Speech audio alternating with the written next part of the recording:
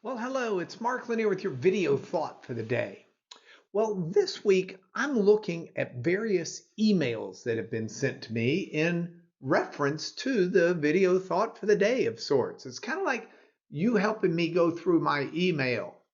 And those of you who've sent them, I could answer them, or I could make you watch the video thought for the day to see your email get answered. Either way, it's an opportunity to look at some interesting ideas. Now, today, I thought I would use an email that just came to me from a buddy of mine that goes to church with me.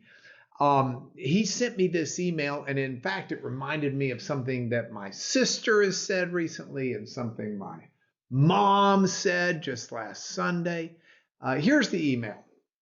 It came from my buddy who said, I think you should do at least a week on your daily video thought for the day on why you should not listen to your pastor or your spiritual advisor, on why you should not listen to them.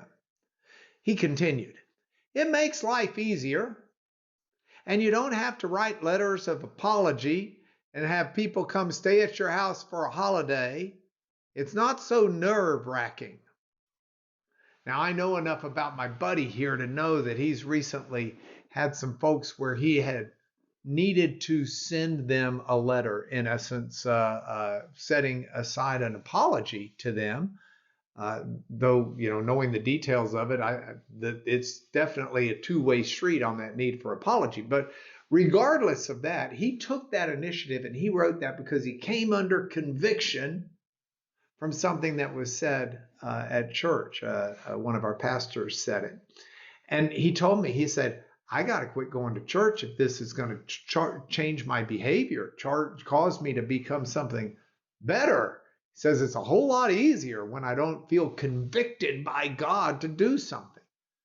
And I know that he's got some folks coming over for Thanksgiving that he ordinarily probably wouldn't have coming over for Thanksgiving. But again, it's that conviction that comes from doing what's right. It's like my sister Catherine told me.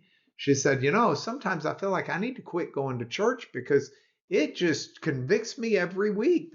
Our pastor preacher is just really talking to me, it seems. And that's really good. It's a lighthearted way to say that conviction is happening. And that's the way it should be. One of my favorite proverbs is Proverbs 27:17. And it says, iron sharpens iron. You use iron to sharpen iron. Iron sharpens iron. And then it says, and one man sharpens another. See, we have an effect on people when we are in relationship or when we come into contact with them, even if it's brief. We have an effect on those people.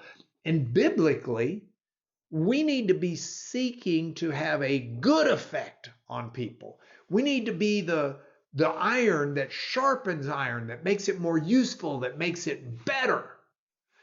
If think about it in these terms as I finish this out. Today, you're going to come into contact with a lot of different people.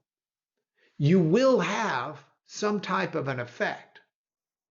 You don't want them to become dull and insensitive to God and the important things of life. You want to be something that causes their game to sharpen. Be that iron that sharpens iron. Be impactful in positive ways to everyone you see today. And the world will be a better place tomorrow. After all, this is your video thought for today.